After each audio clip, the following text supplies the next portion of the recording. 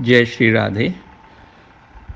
पूज्य डोंगरे जी महाराज श्रीमद् भागवत में बता रहे हैं, ज्ञानी लोग जगत को झूठ मानते हैं और जगत के पदार्थों से प्रेम नहीं करते। वे केवल ईश्वर से प्रेम करते हैं।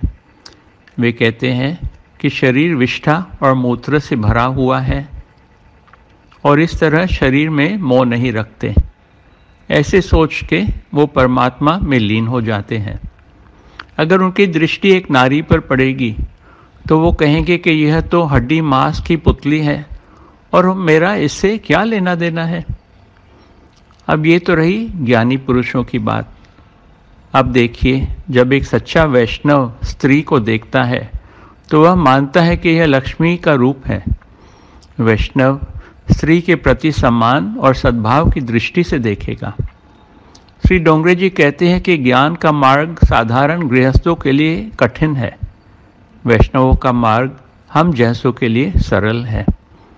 आगे डोंगरे जी कहते हैं कि किसी भी वस्तु के प्रति तिरस्कार से देखने से तो बेहतर है सब में भगवान को देखकर उनका वंदन करें और सद्भाव करें।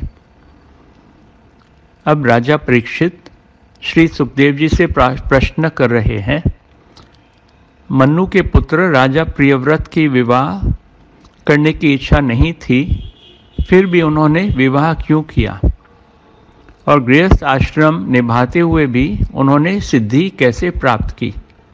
किस प्रकार श्री कृष्ण में उनकी भक्ति दृढ़ हुई? सुखदेव जी महाराज कहते हैं कि जब प्रियव्रत राजा को इच्छा हुई कि मैं सब कुछ छोड़कर वन में जाके भजन करूं, तो उस वक्त ब्रह्मा जी प्रकट हुए।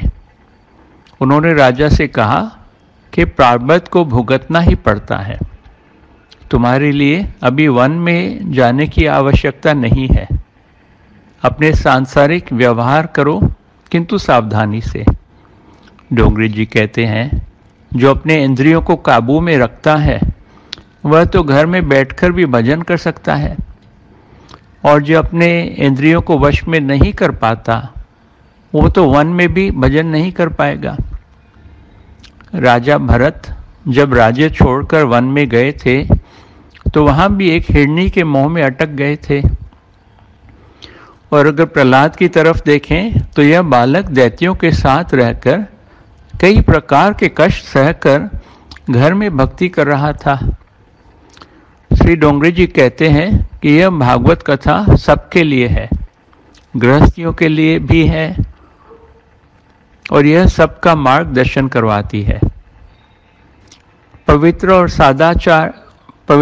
सदाचार पूर्ण जीवन जीने वाले को तो घर में रहते हुए भी भगवान मिलते हैं।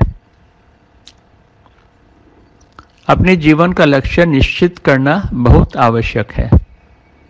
लक्ष्य को ध्यान में रखकर ही जीवन व्यवहार किया जाए, और मानव जीवन का तो एक ही लक्ष्य है और वो है प्रभु की प्राप्ति।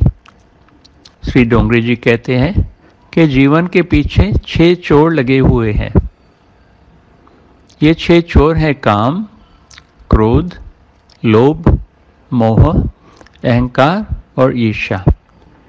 गृहस्थ आश्रम एक किला है, मतलब फोर्ट।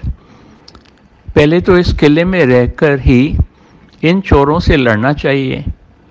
जब तक हम इनसे जीत न पाए तब तक तो वन में जाना भी व्यर्थ ही होगा, क्यों वन में भी सताते रहेंगे। जैसे डोंगरे जी ने कहा, हमें अपना लक्ष्य मन में स्थिर रखना होगा और ऐसे करने से प्रभु हमारी सहायता अवश्य करेंगे। जय जय श्री राधे।